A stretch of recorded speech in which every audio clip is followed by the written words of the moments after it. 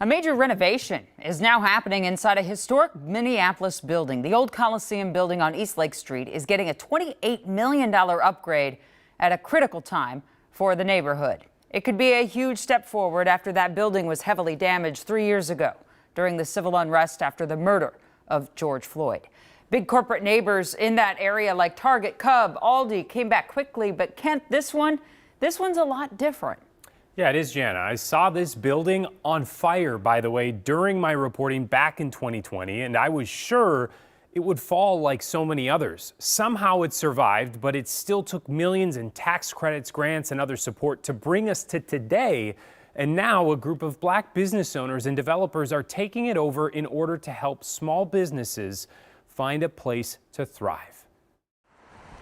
The vibrant, multicultural murals that have wrapped the Minneapolis Coliseum building for nearly 3 years are now a sign of things to come inside. It is like having something that you visualize and you hope for become reality. Janice Downing, owner of Common Sense Consulting, spent years dreaming of co-owning a building with her friend and architect Alicia Belton, founder of Urban Design Perspectives, though their dream was never quite this big. We weren't exactly looking for an 85,000 square foot building. We were actually looking for something much smaller, but it seemed to work with what we had envisioned. It also seemed to speak to them. The 100-year-old building withstood 2 fires following the murder of George Floyd in 2020. And when plans for redevelopment began, Alicia was called on as an architect. The building has great bones. The first floor is retail and restaurant event center, and then the second and third floors are workplace. Mama Safia's Kitchen, which was heavily damaged in the 2020 fires, has already announced plans to move back in, along with a new bar and restaurant operated by Chris Montana of Denord Social Spirits, who is also an investor in the project.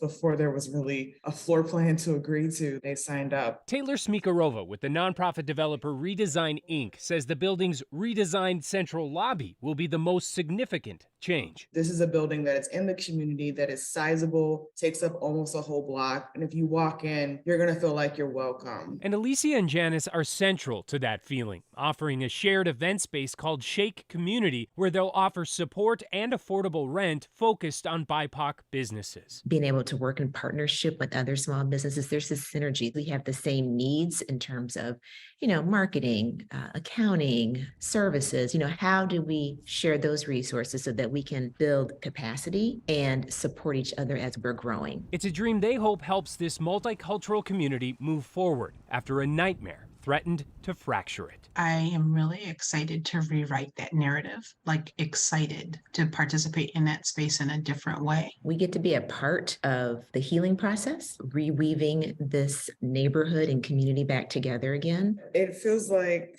if we can do it, then others can as well. The Coliseum redevelopment is just getting underway, and it's expected to be completed about this time next year.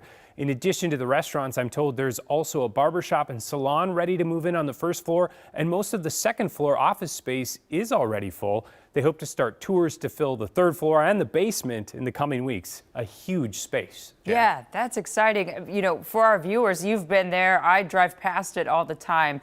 That's a huge space to do in 1 year, but that's, I guess, what makes it even more exciting. Yeah, it really is. And to catch people up, even before 2020 and the unrest, it was not being utilized in terms of the whole building. So this would be really exciting to see so many small businesses move in. Looking forward to it. Thanks so much, Kent.